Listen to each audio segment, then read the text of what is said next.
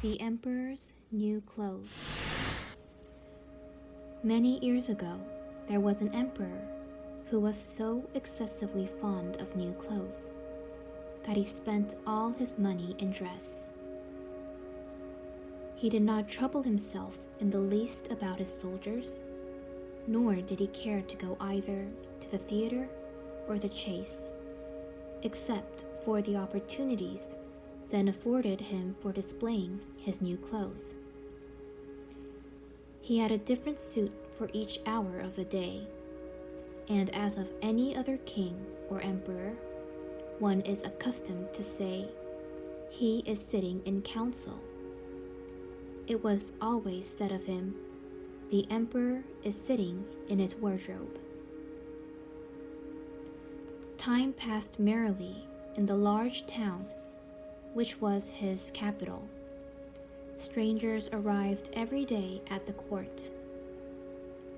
One day, two rogues, calling themselves weavers, made their appearance. They gave out that they knew how to weave stuffs of the most beautiful colors and elaborate patterns.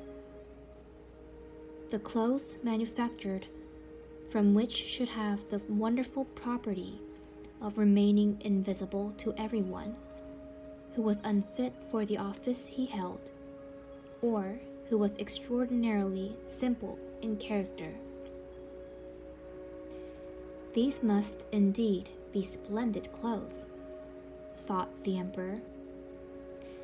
Had I such a suit, I might at once find out what men in my realms are unfit for their office, and also be able to distinguish the wise from the foolish. This stuff must be woven for me immediately. And he caused large sums of money to be given to both the weavers in order that they might begin their work directly. So the two pretended weavers set up two looms, and affected to work very busily, though in reality they did nothing at all.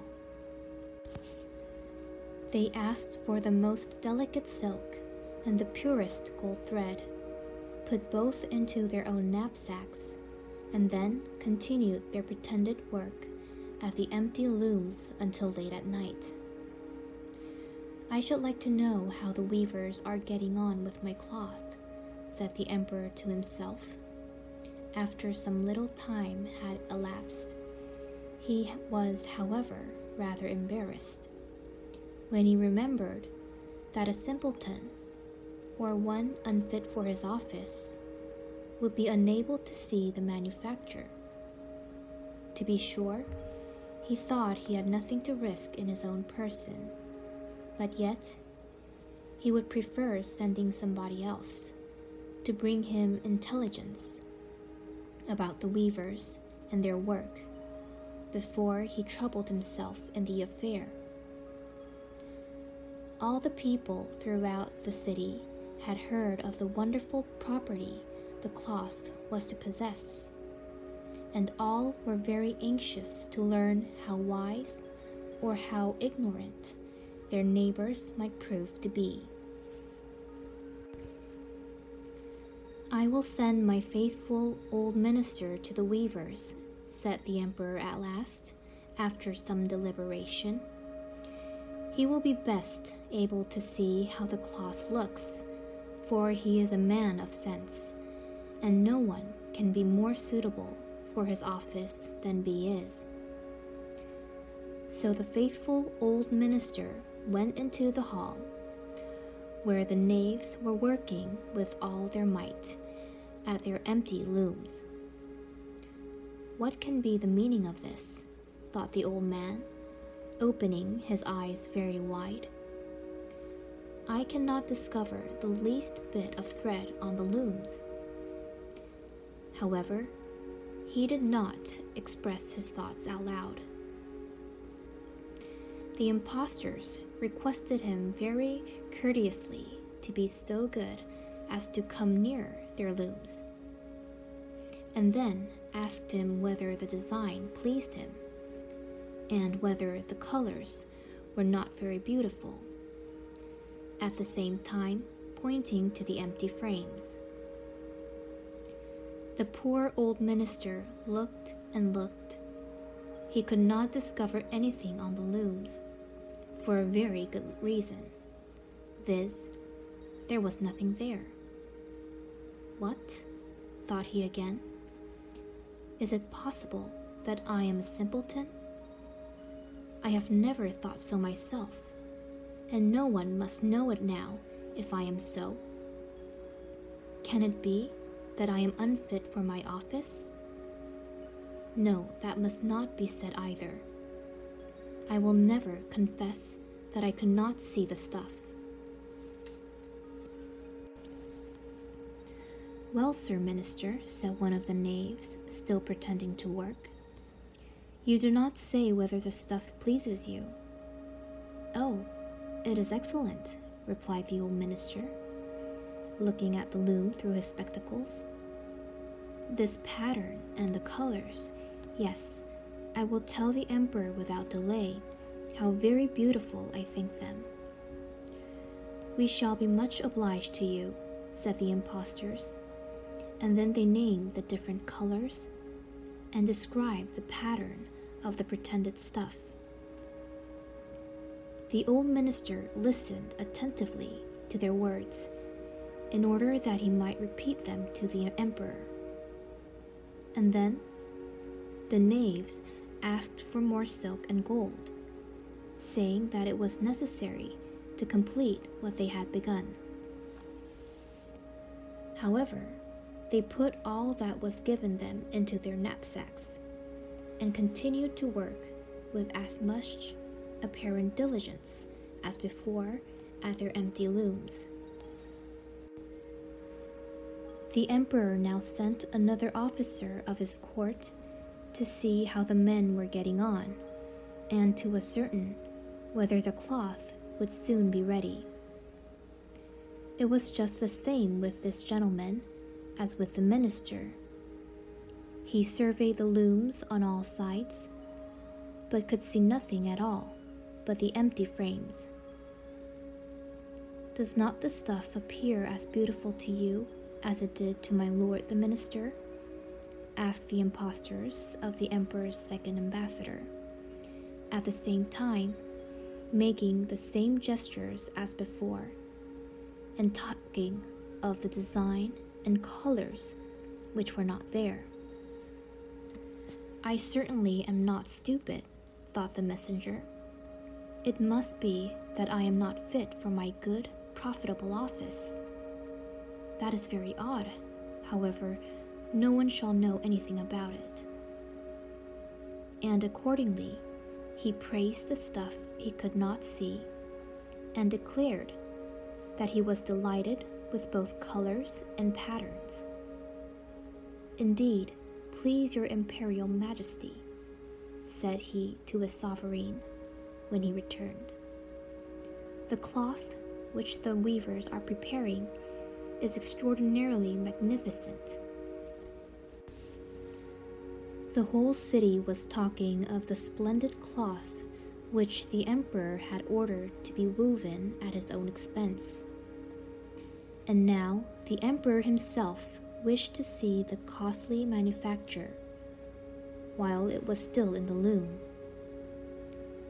Accompanied by a select number of officers of the court, among whom were the two honest men who had already admired the cloth, he went to the crafty impostors, who, as soon as they were aware of the emperor's approach, went on working more diligently than ever, although they still did not pass a single thread through the looms. Is not the work absolutely magnificent? Said the two officers of the crown already mentioned.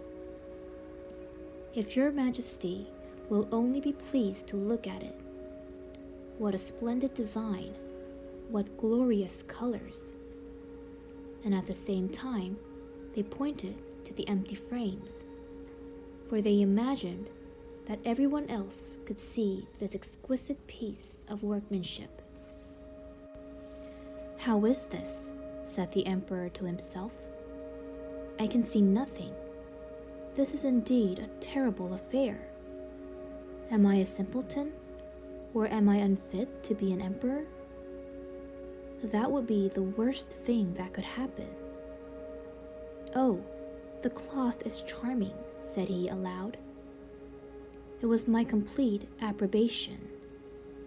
And he smiled most graciously and looked closely at the empty looms, for on no account would he say that he could not see what the two of the officers of his court had praised so much. All his retinue now strained their eyes, hoping to discover something on the looms, but they could see no more than the others.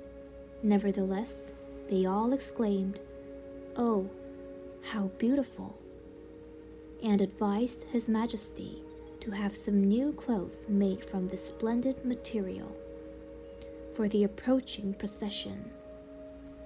"Magnificent, charming, excellent," resounded on all sides, and everyone was uncommonly gay. The emperor shared in the general satisfaction, and presented the impostors with the riband of an order of knighthood, to be worn in their buttonholes, and the title of gentlemen weavers.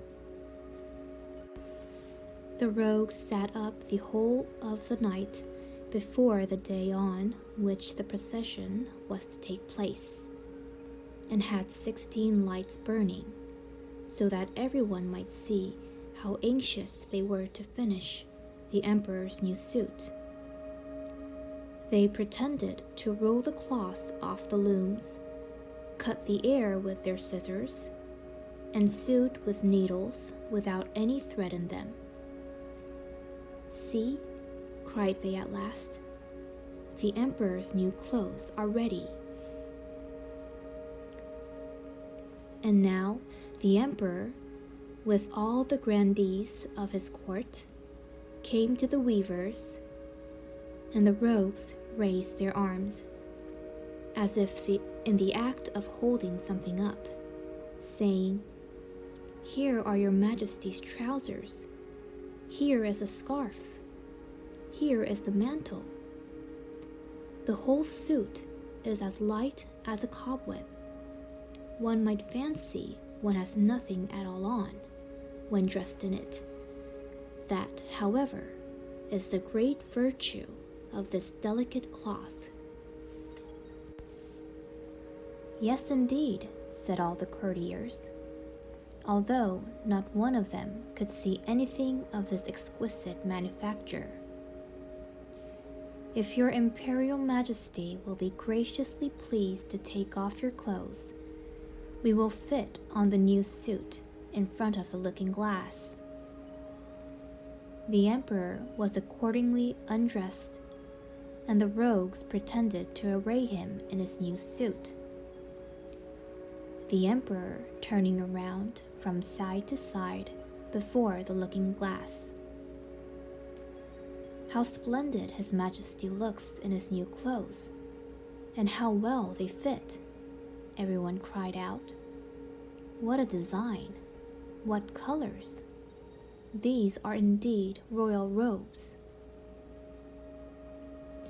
"The canopy which is to be borne over your Majesty in the procession is waiting," announced the chief master of the ceremonies.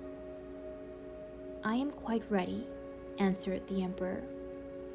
"Do my new clothes fit well?" asked he, turning himself round again before the looking-glass, in order that he might appear to be examining his handsome suit. The lords of the bedchamber, who were to carry His Majesty's train, felt about on the ground, as if they were lifting up the ends of the mantle, and pretended to be carrying something, for they would by no means betray anything like simplicity or unfitness for their office. So now the emperor walked under his high canopy in the midst of the procession through the streets of his capital, and all the people standing by and those at the windows cried out, "Oh, how beautiful are our emperor's new clothes! What a magnificent train there is to the mantle, and how gracefully the scarf hangs!" In short, no one would allow that he could not see these much admired clothes, because, in doing so, he would have declared himself either a simpleton or unfit for his office. Certainly, none of the emperor's various suits had ever made so great an impression as these invisible ones. "But the emperor has nothing at all on," said a little child. "Listen to the voice of innocence," exclaimed his father, and what the child had said was whispered from one to another. "But he has nothing at all on," at last cried out all the people. The emperor was vexed, for he knew that the people were right, but he thought the procession must go on now. And the lords of the bedchamber took greater pains than ever to appear holding up a train, although in reality there was no train to hold.